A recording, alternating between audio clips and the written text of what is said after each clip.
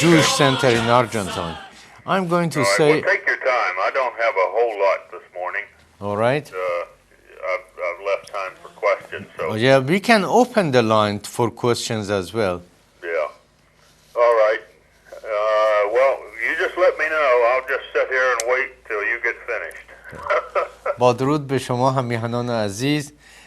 برنامه‌های کمیته نافرمانی‌های مدنی رو دنبال می‌کنیم. امروز من با آقای پروفسور باب هلوی خواهم بود و همچنین یار عزیزم، دوست عزیزم آقای صدیقی با من خواهند بود.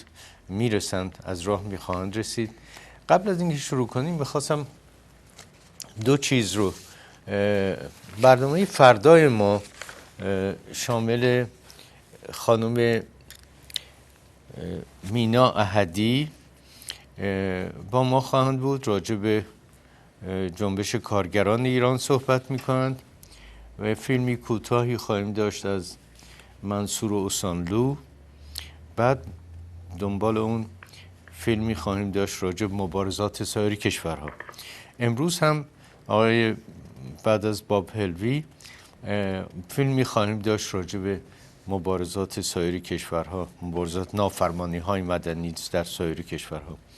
روز یک شنبه پروفسور مبارک با ما خواهند بود ابتدا، بعد دیگه نتیجه گیری ها آخرین روز ماست. من امیدوارم که این برنامه ها رو ضبط کرده باشید و بتونید ازش مجددا با دوستانتون، یارانتون بنشینید، ازش استفاده بکنید و به دنبال گسترش سازمان و تشکیلاتتون برید.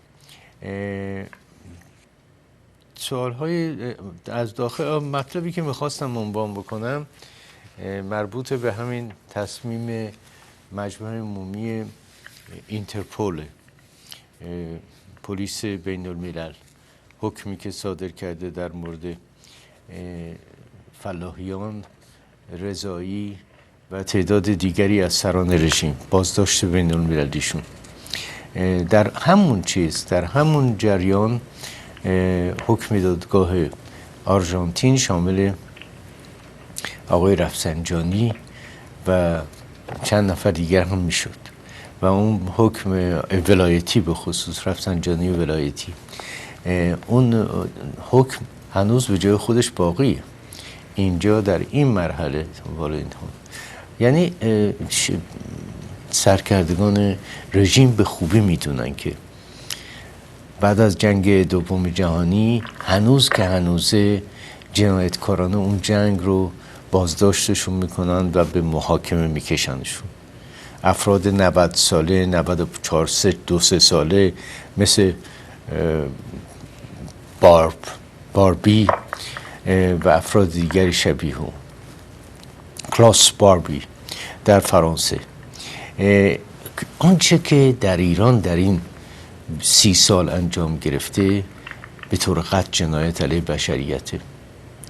در 1988 شما یک دفعه دست به کشتار زندانیان سیاسی زدید. حکم خمینی بود. آیت الله منتظری در کتابش خیلی قشنگ تمام اینها رو تشریح کرده. دستور خمینی رو داره، نقش آقای رفسنجانی رو روشن میکنه، نقش آقای خامنه ای رو در اونجا روشن میکنه، نقش آقای خاتمی رو در اونجا روشن میکنه. اینها نمیتونه به بوته فراموشی سپرده بشه. اینها همه زنده هستن، 100 سال دیگه هم باشه زنده هستن. یعنی قانون مرور زمان شامل جنایت علیه بشریت نمیشه و بنابراین تنها راهی که شما دارید برای اینکه بتونید به زندگی عادی خودتون ادامه بدید اینه که بیایید خودتون به طرف مردم ایران و بگذارید کمیته های آشتی و حقیقتیابی و آشتی درست بشه مانند افریقای جنوبی و دنبال این جریانات و اینها به این شکل گرفته نشه، چون گرفته میشه.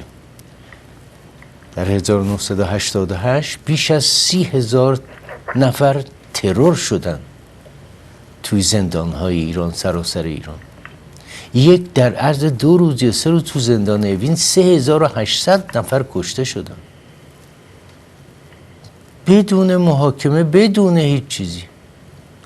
2 تا 3 تا سوال ازشون میکردن و بعد تصمیم میگرفتن که اینا رو بکشن به عنوان اینکه اینها جزو سازمان مجاهدین یا غیره هستن. حالا باشن، اینا که محاکمه نشده، جرمشون مشخص نشده، ولی اینا رو همه رو کشتیم. بنابراین اینو میخواستم قبل از برنامه گفته باشم. Bob, we are with you, so I'm going to be translating. I have a few questions I have received, and I'm going to share it with you.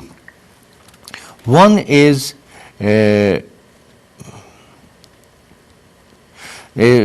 the questioner says that in a country where the rights of women are being trampled and disrespect for the rights of women is prevalent, what kind of civil disobedience, what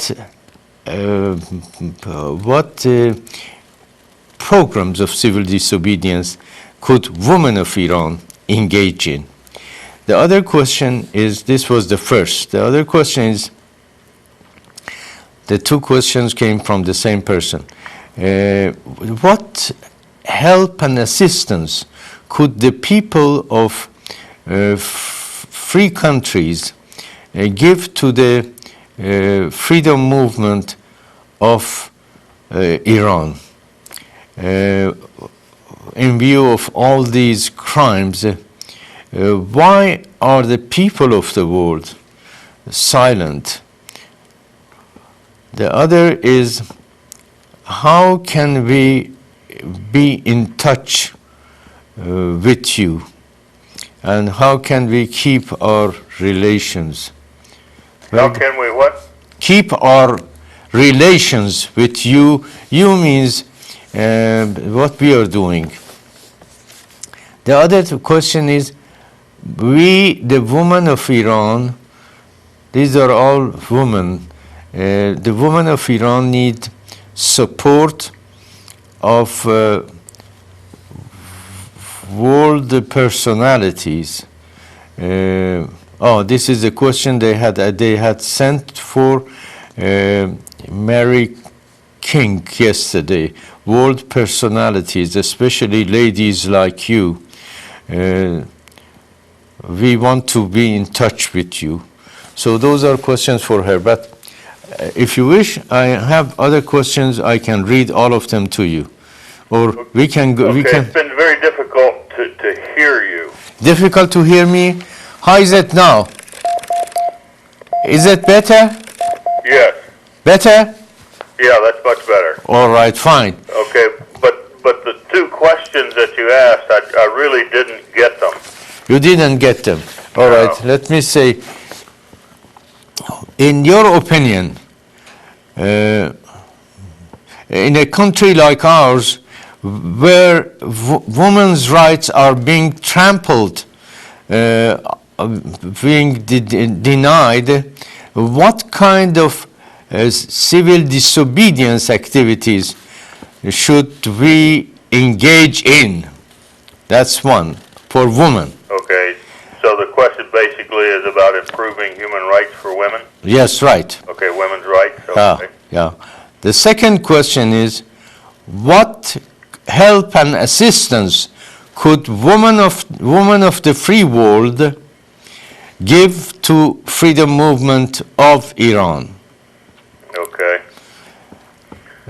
Okay, so they're 2 related questions. Yes, right. Okay, what can the people on the inside do to improve the human rights Yeah. situation for Yeah, women? yeah. And then what can the women outside Right. do to help? Right. Okay. Let's start with your own introductory statement, then we go to the questions. Okay. Okay, the last time we talked about the problems associated with mixing an armed element within a nonviolent movement. And we also briefly talked about the things we can do to get the most out of the meetings that a nonviolent activist would be attending. Now today, Shall I translate that before we go on? So مسئله‌ای که میگن اولیش مربوط به اختلاط بین نافرمانی مدنی و فعالیت‌های بدون برنامه ریزی شده و بدون برنامه ریزی شده. Okay, and today we're going to look at the cost of boycotting elections. You know, sometimes we think that we're going to punish a regime by not participating in the elections. And we're going to talk a little bit about the cost of boycotting an election. خب ایشون میگویند امروز راجع به آن چیزی که صحبت میکنیم اینه که باهایی که آدم میپردازه برای خودداری از مشارکت در انتخابات چه خواهد بود؟ این باها چه هست؟ Yes. Okay. Let me address the question about the women first. Yes. And then we'll get on this.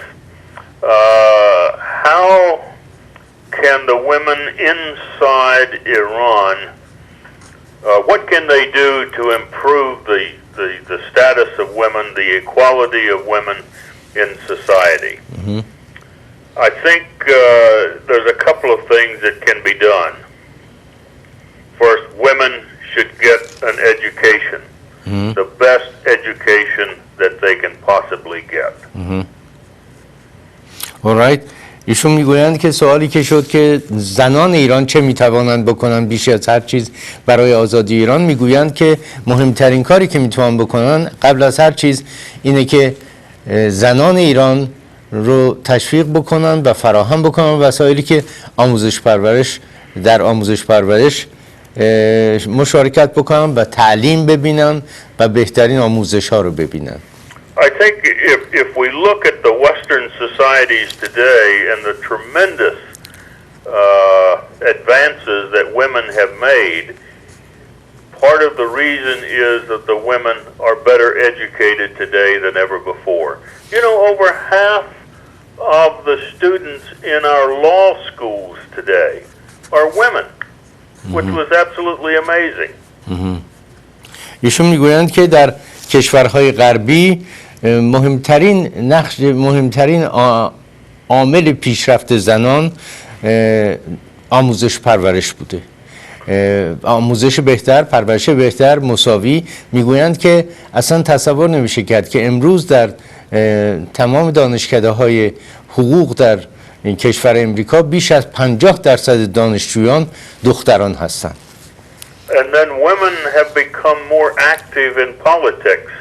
For example, you know, you had Margaret Thatcher in Great Britain, and then you've got a woman president in the Philippines, and you now have a woman foreign minister or prime minister in Germany.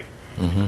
And when women get involved in politics, they start influencing the whole power structure of their countries. یکی دیگه از عواملی که کمک میکنه به مراعات حقوق زنان مشارکت زنان در سیاسته. در انگلستان مثلا در دنیای معاصر ما میبینیم که زنان در سیاست بیش از هر زمان مشارکت دارن.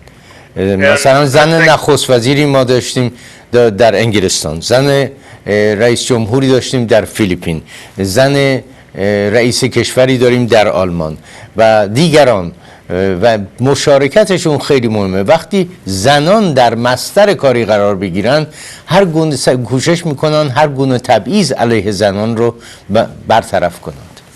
And I think women, you know, should not accept from anyone the idea that they are less important than men. Mm-hmm. They are equal. Mm-hmm. Men and women both are equal. And they should defy the government when the government supports measures that would suggest that women have fewer rights than men. میگویند زنان نباید هیچ وقت قبول کنند که کسی اونها رو کمتر از مردها به حساب بیاره در قانون و در عمل. زن و مرد مساوی هستند و این نقش رو باید خود زنان ایفا کنند و نگذارند که حقوقشون پایمال بشه و خواستار حقوق مساوی همیشه با مردان باشند. And I think also that women should become more public. In other words, they should join organizations that promote equality. They should create new organizations that promote equality and should not accept anything that says they are less. In other words, a woman, in my personal opinion, should not have to hide their hair just because some religious fundamentalist says they should hide their hair. Hey, men don't have to hide their hair. Why should women have to hide their hair? زنان باید These little issues that have nothing to do with religion. The length of your hair, the color of your hair has nothing to do with a person's relationship to heaven. زنان باید عضو سازمان‌هایی بشوند که مساوات رو تبلیغ میکنن و سازمان‌هایی رو خودشون درست بکنن که مساوات رو تبلیغ بکنن. سازمان‌های جدید ایجاد کنن و زنان نباید قبول کنن که مجبورشون کنن که موی سرشون بپوشونن به علت خاصی که مردها میخوان قاعده درست میکنن. باید بایستن و در یه جامعه آزادی زندگی کنن به طور آزاد و رفتار توهین‌آمیز رو علیه خودشون نباید بپذیرن. Yes. And I think women that are married need to convince their husbands that they are a team and they become one and therefore they should not be hidden. They are a couple. And if they can't accept equality in the marriage, then there's no way they could ever become equal in society. زنان باید شوهران خودشون رو قانع بکنن که با یکدیگر یه واحد رو تشکیل میدن، عضو یه واحد هستن و با همدیگه مساوی هستن و باید با هم به طور برابر رفتار بکنن. And so moving, what can the women in the international community do to promote women's rights inside Iran? I think the first thing is something that they have been doing. When there are unjust laws, for example, stoning someone to death or cutting off parts of their body and this, that, and the other, the women's organizations all over the world need to protest that. That is cruel. That is bestial to stone somebody to death for any reason.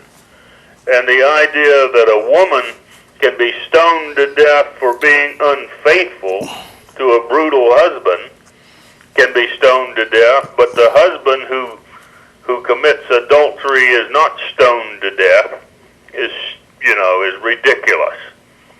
And the international community needs to criticize the Iranian government for permitting that to happen. زنان دنیا سوال کرده چه میتوانند بکنن؟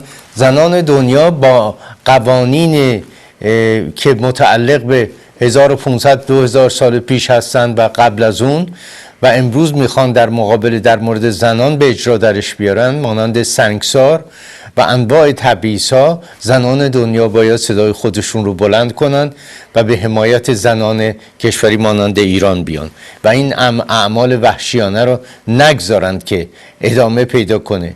ما عضو یه جامعه کوچکی هستیم تماممون در دنیا و باید احساس همبستگی زنان دنیا بکنن در مقابل آنچه که در ایران و کشوری مانند ایران میگذره. And I think the international community, particularly women's organizations, should promote offering scholarships to Iranian women, to go to other countries for scholarships and fellowships and see what's happening in the world of women's activities and rights, so that they can come back to their communities and explain to other women and the people in the community, this is how women live in other parts of the world.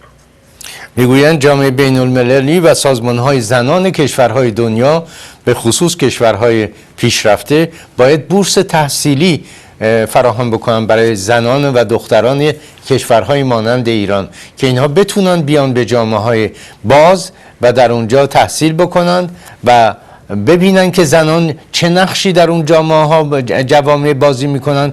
وقتی برمیگردن سعی بکنن جامعه خودشون رو اصلاح بکنن و بیارنش در سطحی که امروز باید باشه و مساوات برقرار باشه در جامعه. And the last thing, I think both women within the international community and women inside their own countries need to promote the idea that men do not have to fear women. I think one of the reasons that women are often discriminated against and oppressed is that I think the men are a little bit afraid that the women might be smarter and more clever.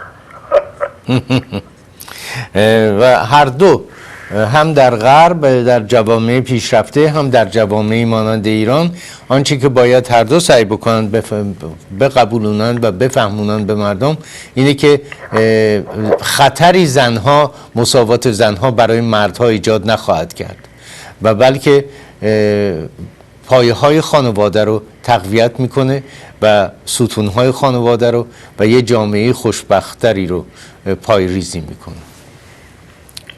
That's about the only suggestions I have right now. All right.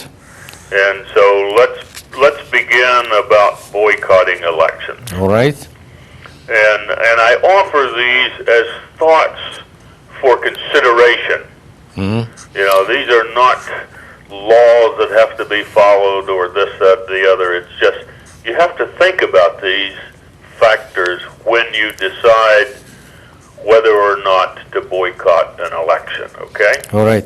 ایشون میگن که حالا راجع به تحریم انتخابات صحبت میکنم و اینها تنها افکاری هستن که من دارم و میخوام با شما در میون بگذارم. اینها چیزی اصولی نیست که بگم 100% باید انجامش بدین. بستگی به موقعیت خودتون داره و تصمیمی که شما میگیرین. ولی من میخوام این رو با شما در میون بگذارم. Okay, there may be times, and there have been occasions, when opposition movements have stated that they will not participate in the elections without conditions, and the regime responds that those conditions will not be granted. Now, what conditions have they placed on participation? Sometimes they want foreign election monitors, outsiders, to come in to make sure the elections are free and fair.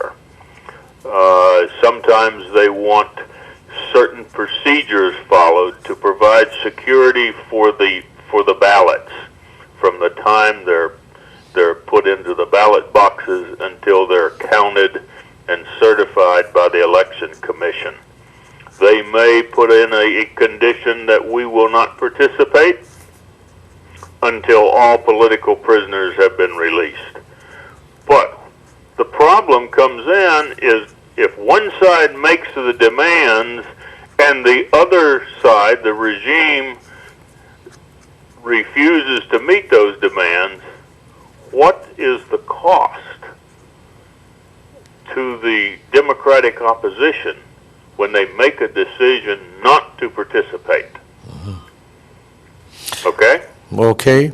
ایشون میگویند که در انتخابات در دنیا گاهی و به خصوص در کشورهایی که دیکتاتوری هست مردم شرایطی قائل میشن برای شرکت در انتخابات و شرایطشون مثلا هست یکی این که ناظران بین المللی حضور داشته باشند و نظارت بکنن به جریان انتخابات. دوم اینه که صندوق‌های رأی مورد نظارت خاص گروه‌های مختلف و ناظران بین المللی انجام بگیره که دست بردی در صندوق در آرای مردم زده نشه. و سوم این که مثلا میتونن بخوان که تا زمانی که زندانیان سیاسی آزاد نشدن ما در انتخابات شرکت نمی کنیم. و برای این خواستها طبیعی که یه بهایی هم اونایی که این خواستها رو مطرح میکنن میپردازن. رژیم دیکتاتوری میتونه علیهشون دست به کار بشه، بازداشتشون کنه، ولی اونا حاضر هستن که این بها رو بپردازن و توجه بین المللی رو جلب میکنن به طرف خودشون. این کارهاییه که مطمئنا در داخل ایران حالا اینا دوران میرن دوباره به طرف انتخاباتشون، مردم ایران میتونن اینها رو مطرح بکنن. مسائل اولی بود، بنابراین خواستار حضور ناظران بین المللی هستن. دوم حفاظت صندوق ها هستن. سوم میگن تا زمانی که زندانیان سیاسی رو آزاد نکنین یا رسانه ها رو نذارین که همه بیان تبلیغ بکنن اینا، ما شرکت نمیکنیم. یا هر کاندیدی بیاد بگه که برنامه‌اش چیه و تبلیغ بکنه برای خودش، ما در انتخابات شرکت نمیکنیم. Yes. Okay, when we make a decision not to participate in the elections, we may also be making a decision to never participate in elections again. And this is because that every day a tyrant remains unopposed, he will become stronger and will dismantle the institutions that promote democracy, making it more difficult to ever get rid of him because you won't be able to have an election. And there will not be a voice that's ever documented that says the people have opposed the tyrant. Okay? So you're saying that to understand it better, when you decide not to participate, you may decide also not to ever participate. Yeah, let me give you an example. In Venezuela, the Democratic opposition in Venezuela a few years ago decided that they were not going to participate in the parliamentary elections. The parliamentary elections were held. The result is that there are no opposition voices in the parliament. I agree. I see it. Yeah. ایشون میگویند که وقتی ما تصمیم میگیریم که در انتخابات شرکت نکنیم، ما در واقع تصمیم گرفتیم که دیگه حضور نداشته باشیم در جریان سیاسی. میگویند مثلا برای مثال گفتن که تا زمانی که اون رژیم وجود داره، پس راههای دیگری رو باید داشته باشیم که بریم برای اینکه این وضع رو عوض کنیم. نباید کاری بکنیم که این وضع همینطوری بمونه و قبولش بکنیم کنار بکشیم. میگن در ونزوئلا وقتی که مخالفان تصمیم گرفتن که در انتخابات شرکت نمیکنن، خب مجلسی که درست شد تمامش یک پارچه شد از طرفداران رژیم فعلی. بنابراین اون راهیه که شما در یه مرحله چیز تحریم کردین، اگه تحریم دائمی باشه و اینا، دائمی اونا نمایندگان که خودشون میخوان میبرن تو مجلس. بس بنابراین فشار باید بیارین، ناظران بین المللی بیان، فشار باید بیارین که انتخابات باز بشه، آزاد بشه. اون کار شماست که نمیتونین دست بردارین ازش. Yes. بفرمایید. Yes. Okay. So you just have to think about that. In Venezuela, there's not even one voice in the parliament that represents a large number of the Venezuelan people who oppose the incumbent regime. میگویند در ونزوئلا امروز حتی یک صدا هم وجود نداره در مجلسشون که بتونه نظریات گروه عظیمی از مردم ونزوئلا رو که با شرایط کنونی مخالفن در پارلمان به صدا در بیاره. Okay, when people vote, the regime will know the strength of the opposition. Not only will the regime know that the strength of the opposition, but so will the international community know that all is not well in that society because the strength of the opposition indicates there is tension. میگویند در رأیگیریه که قدرت مخالفان نمایان میشه. البته of course in an election which is open and free, but if they don't show the results properly, you don't see the strength of the opposition. Okay, now let's look at this just a little bit closer. Even though the regime may very well manipulate the ballot box, then the election will not be free and fair, and the regime will come out, quote, victorious. The regime will know that it cheated. The regime will know the strength of the opposition. And the opposition will know that they stood up and their vote was counted but thrown away.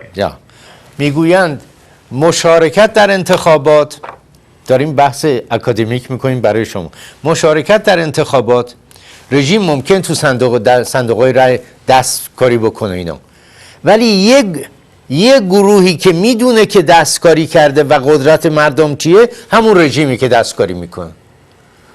پس بنابراین با ترس و لرز کار میکنه از این به بعد. اما اگه مشارکت نکنین، اون نمیبینه و میبینی که تمام آرایی که اومده همه مال خودشه دیگه. The only thing the regime sees in such a case, Bob, is that people have not come to the ballot box if you stay away. That's right. If you stay away, the ruler becomes legitimate.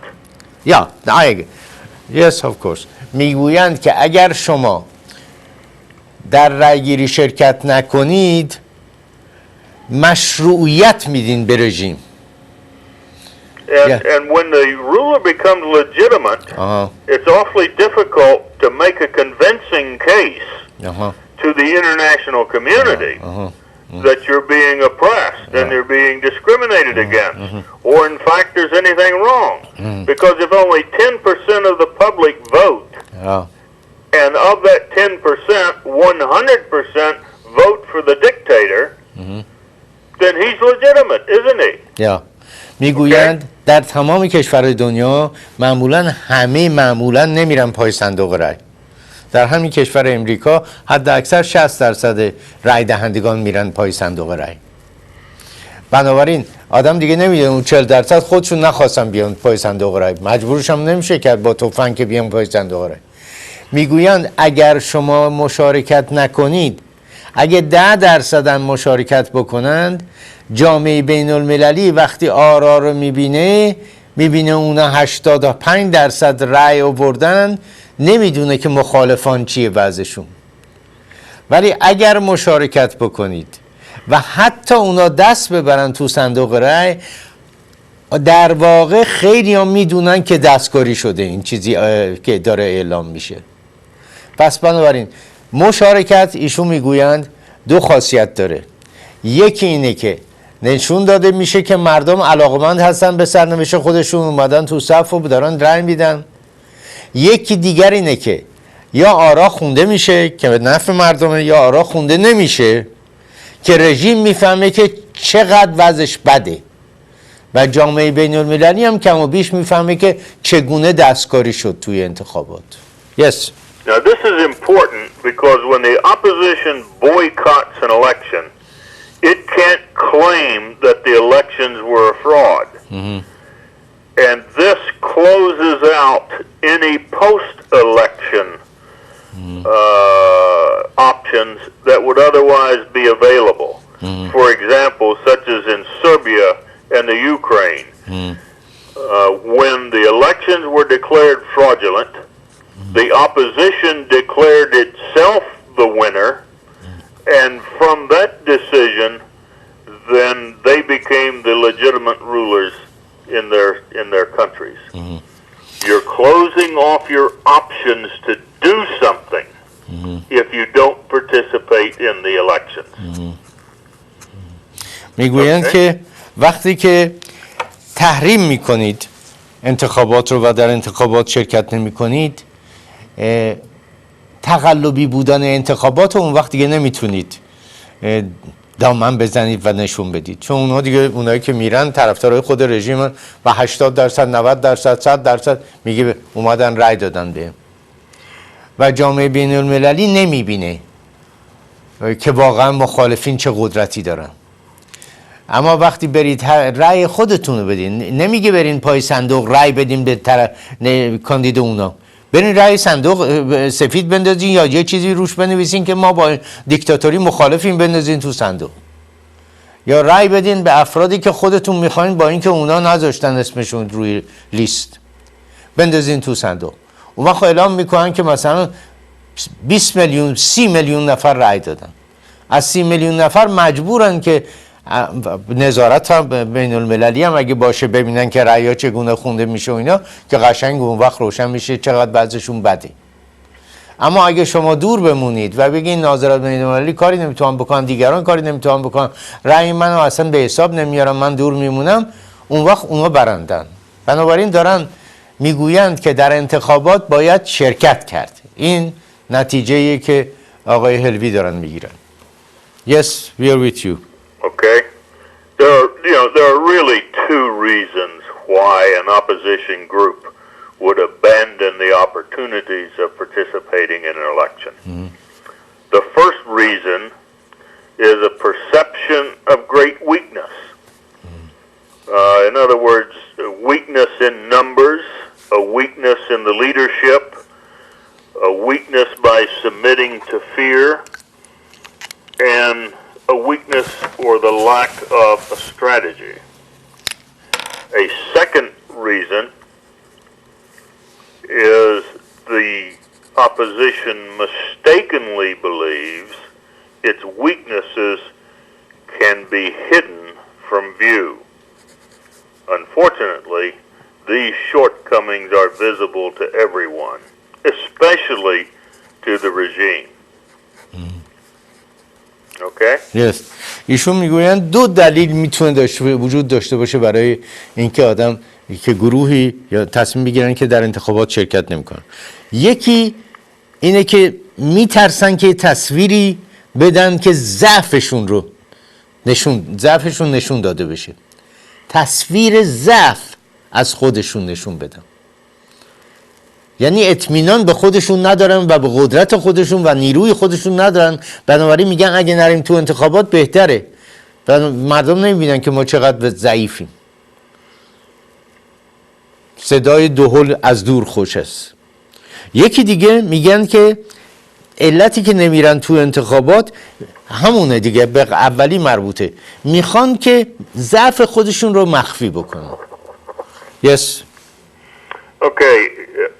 Now this is important because if we are a democratic movement and we don't think we have enough support to win a free and fair election, then our strategy is not very good. You know, where was the get out to vote campaign? And so, maybe you don't deserve to win if you can't convince the majority of the people that it's time for democratic change. But maybe they're not participating again because they know that the whole thing is a hoax. Mm-hmm. What do you say then? They are not participating because they know that their votes are not going to be counted. Well, their votes are going to be counted somewhere. Oh. The regime will count those votes and be able to identify the strength of the opposition. Thank you. The democratic movement people will count those votes because they will be watching also, and they will get a good idea of how strong their own movement is. But maybe there aren't any candidates for whom they can vote. Yeah. So what? So our political parties in the democratic movement, we need to validate how strong we are. Bob. And by getting our people out to vote, then we know how strong we are. Bob, So it serves two purposes. One, the ballot box, yeah. and the other is to get a measure of our own effectiveness in the organization and the strength of these organizations. Bob, the question I'm posing to you is the reason for non-participation is because there are no candidates of their choice to vote for on the ballot. Well, if there are no candidates, then that means that the movement leadership ought to be fired because the elections are important. No, the regime doesn't let candidates stand on the ballot. Yeah, you know, even if a write-in occurs, you know, if your candidate is thrown in prison and they say, well, he cannot run for election, Yeah. well, you go in and write his name on the ballot anyway. All right. Thank you. But the important thing is that the regime knows how strong the opposition is, you know how strong the opposition is, and you also get that chance for post-election options. Thank you. حالا میگویند که اگه ما یه جنبش دموکراتیک هستیم و فکر میکنیم در انتخابات برنده نمیشیم، بنابراین کارمون درست انجام ندیم. و من سوال کردم که علتی که مردم دور میمونن از انتخابات اینه که کاندیدهایی که معرفی شدن برایشون باید رأی بدی مورد علاقه شون نیستن. میگویند که بروید و برای کاندید خودتون اسمشو بنویسین. خلاف نظر اونا شما تو صندوق باید صندوق رأی مخفی باشه دیگه. اسم کاندید خودتون بنویسین با قلم بندازین. بذارین اقلا رژیم بفهمه. وقتی میخونه اسما هم شاید نخونه، ولی اونایی که اونجا هستن که میفهمن که روی اینا چی نوشته شده بود. به مقامات رژیم که اطلاع میدن. مقامات رژیم اون وقت احساس میکنن که چقدر تنها هستن و چقدر مردم مخالفشونن. و شما هم اون وقت به هر صورت خواهید شنید از اونایی که نظارت میکنن و آرا رو میخونن که چه قدرتی نشون دادید در همون انتخاباتی که رژیم میخواد 100% برای خودش تموم بشه. پس بنابراین چیزی که آقای هلوی میگویند و به نظر منم خیلی جالبه، میگویند به جای اینکه تحریم بکنید و خارج دور بایستید، تشویق بکنید یاران خودتون رو. اگه سازمان تشکیلات داریم و میتونید قانعشون بکنید برن چگونه رأی بدن. حالا دیگه اون بسته به سازمان تشکیلات، میدونم اون سازمان تشکیلات هم در ایران نمیذارن وجود داشته باشه. شما هم با هم میگن یه طوری باید ارتباط داشته باشید و یه طوری باید از این انتخابات، هر انتخاباتی که رژیم میذاره شما بهره گیری بکنید برای اینکه نشون بدید قدرت خودتون رو به طرف حریف و به مردم نشون بدید که ما چه قدرتی داریم. انتخابات میگن موقع چیزیه که شما میتونید ازش استفاده بکنید. هر کاری هم رژیم بکنه، رژیم میفهمه که شما چه قدرتی دارید. Yes. Okay, and we have to constantly keep in mind that a political party achieves its strength through recruiting members. And one of the mistakes some opposition groups make and movements make is they forget that democracy requires a majority of the people. And they just sit around among themselves talking about what they're going to do, and they don't get outside and recruit new members. And if you're not getting new members, an organization that is not growing is dying.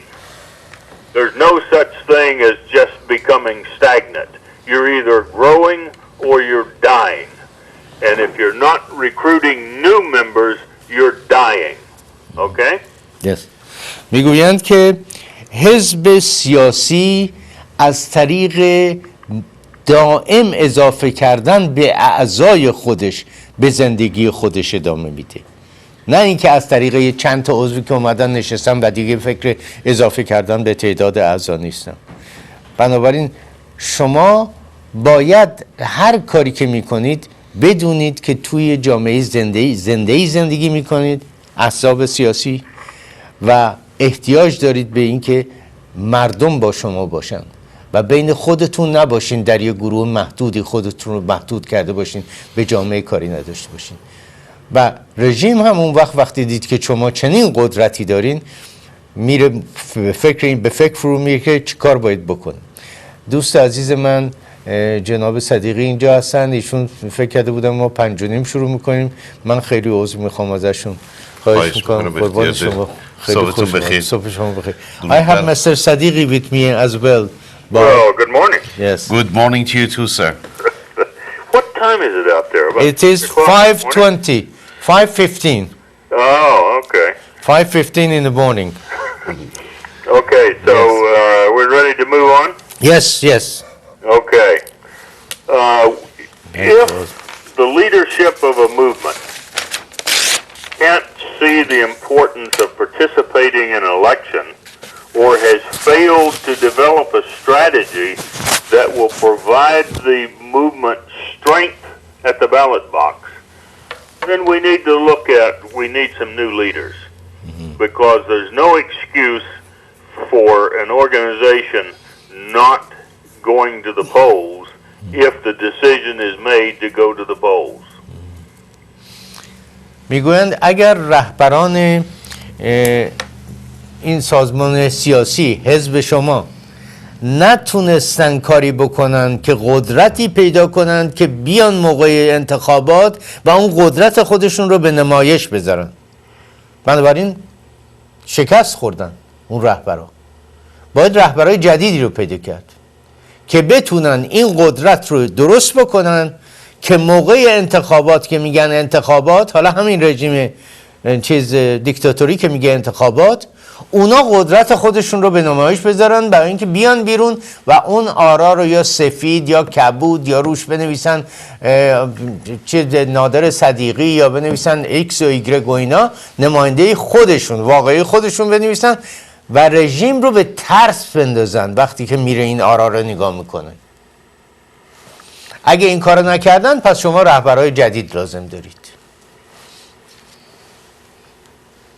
Okay, we know in many societies that casting a ballot requires an act of courage, that the regime will attempt to intimidate the voters.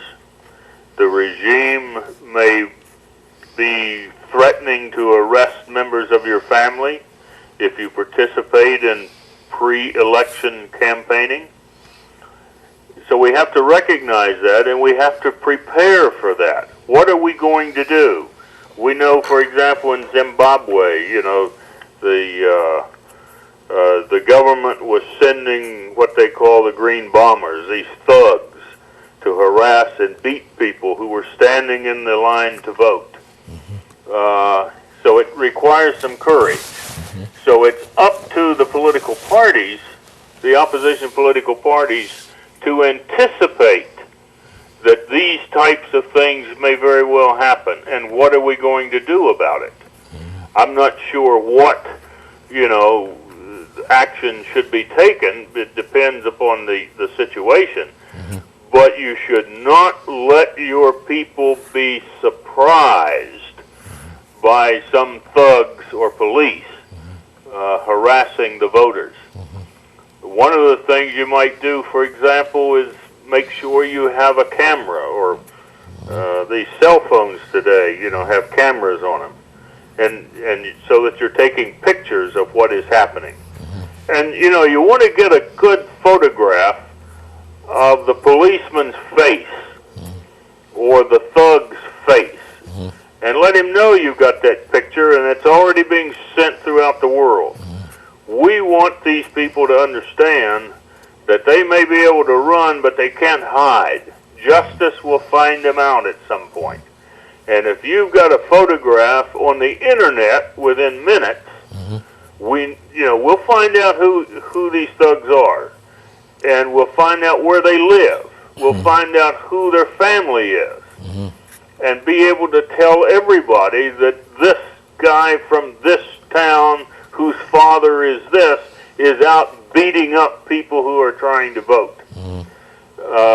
going to the election, going to the polling places together, never being alone, is another action that can be taken. And making sure that you get there early enough. Now, one of the things that often happens when they're trying to rig the election is to clog up the polling place so that it closes while there may be hundreds of people still waiting to vote. So you get to the polls early. Okay? Okay. و اجازه میخوام که خدمت تماشاگران عزیز و ارجمند درود بفرستم و پوزش بخوام به خاطر تأخیری که صورت گرفته و من خیلی خوشحالم که یک بار دیگه در کنار شما هستم آقای دکتر. ایشون میگویند که در بسیاری از جوامع دیکتاتوری رأی دادن یک عمل شجاعانه است. رژیم ممکن است که در اینجا بخواهد مزاحمتی برای شما رأی دهنده ها به وجود بیاره. از اون جمله مثلا موقعی که در صف رأی دادن وایستادید، پلیساشون، ماموراشون، لباس شخصیاشون در کشور ما بخواهند که برای شما و خانواده شما مزاحمت به وجود بیاره. باید خودمون رو آماده بکنیم برای چنین اعمالی که در اون صورت ما چه باید بکنیم. ایشون یک مثالی زدند که در زیمبابوه، موقع زیمبابوه میدونین دیگه، آقای رابرت موگابه از زمان استقلال در اونجا رهبر هست، رئیس هست، همه کاره هست و تا به امروز هم در قدرت با دیکتاتوری اون مملکت رو داره میکنه و به یک وضع اسفناکی کشیده زیمبابوه را. همونطوری که کشور ما علیرغم میلیاردها دلار درآمد ظاهرا کشور ثروتمندی هستیم ولی بسیاری مردمان فقیر از گرسنگی. به هر حال اشاره کردن، نمونه آوردن اونجا رو. ایشون گفتن که این گونه تصمیم ها به احزاب و دستجات سیاسی مخالف مربوط است که باید روشن بکنن برای خودشون، پیشاپیش تصمیم بگیرن که در چنان صورتی چه میخواهن بکنن.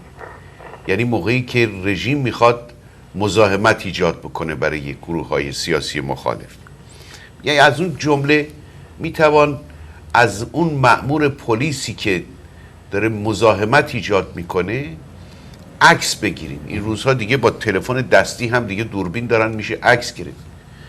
عکس بگیرین و بهش بفهمونین که عکس شما رو از صورتتون، از چهرهتون دقیقاً گرفتیم و باید بدونین که در فرصت بسیار کوتاهی این الان دیگه روی اینترنت میاد. دنیای مخابرات و ارتباطات این روزها و معلوم بشه که این آقا کی هستن، در کدوم شهر زندگی میکنن، پسر کیه، پدرش کی بوده، خانوادهش کی هستن. و این هست که اینجور عملیات، اینجور اعمال، اینها رو در واقع هشدار بهشون میده که شما نمیتونین به عنوان عوامل یک رژیم دیکتاتوری از قانون و عدالت فرار بکنید. فردا باید در مقابل عدالت، در مقابل قانون جوابگو باشین. نه این قانونی که رژیم دیکتاتوری حاکم کرده، اون قوانینی که به این گونه اعمال ضد حقوق بشر هم رسیدگی خواهد کرد. خلاصه اینها عواقبی داره. این گونه عرض کنم که اعمال، این گونه واکنش ها از جانب دستجات سیاسی بسیار میتواند کمک بکند. میگه معمولا در کشورهای دیکتاتوری اونجایی که میخوان در آرا دستکاری بکنن، موقع رأی دادن میبینین که یک باره محل حوزه رأی دادن، رأیگیری رو میبندن برای مدت کوتاهی. اون موقعی که صندوقا رو عوض میکنن، میخوان آرا رو عوض بکنن، مردم هم صف وایستادن بیرون که رأی بدهن. در هنگام انتخاب آقای محمود احمدی نژاد 2 سال و اندی پیش در تهران در چندین نقطه یک همچین اعمالی صورت گرفت. بله، و آرا رو عوض کردن. البته آرا رو موقع جابجا کردن هم میتونن عوض بکنن که اونم کردن در جمهوری اسلامی. به هر حال اینها اعمالی هستند، کنش‌ها و واکنش‌هایی هستند که رژیم دیکتاتوری عواملشون و مردمان مخالف میتوانند انجام بدهند. گفتن که از علاوه بر این بسیار قشنگ چیز کردن، گفتن این حزب شماست که باید شما رو راهنمایی بکنه که غافلگیرتون نکنه. این اگه حزب دارین، این حزبتونه که باید مطالعات لازم رو بکنه، بهتون بگه امروز ممکنه پلیس به شما حمله بکنه، اگه حمله کردین کارو بکنه. خلاصه این مطلبی که دارن میگن اینه که برخلاف اون چه که ما عمل کردیم تمام این سالها، باید در انتخابات شرکت کرد. انتخابات کنترل شده باشه، هر کاری باشه دست ببرن، باید شرکت کرد. چون نیروی خودمون رو به اقلا اینایی که سرکارن نشون میدیم. اینا میترسن وقتی ببینن اینقدر اومدن رای سفید انداختن، یعنی با ما مخالفن، یعنی ما وضعمون خیلی خرابه. بله. یا اینقدر اومدن اسم یه دیگری رو نوشتن، اقلا خودشون میگه میبینن، نه اینکه برین توی صف وایسین و عین کاری که اونا میخوان بکنین. نه، پشت اونجا که میگیرین که رای مخفیه، شما هر چی دلتون بخواد انجام بدید و قدرت خودتون رو بذارید اقلا به گوش اونا میرسه، از طریق اونا هم یه کسایی به گوش دیگران میرسونن از درون خود اونا. بله. Yes, Bob. In developing a get out to vote campaign, to ensure that you can participate in the elections and come out in strength, that is an opportunity for leadership to emerge, because this is the opportunity for people to stand in front of crowds and talk. This is a time for people to negotiate with other organizations. And this is a time that the grassroots leadership have an opportunity to rise above the crowd. So we are developing the generation of leaders that, should the election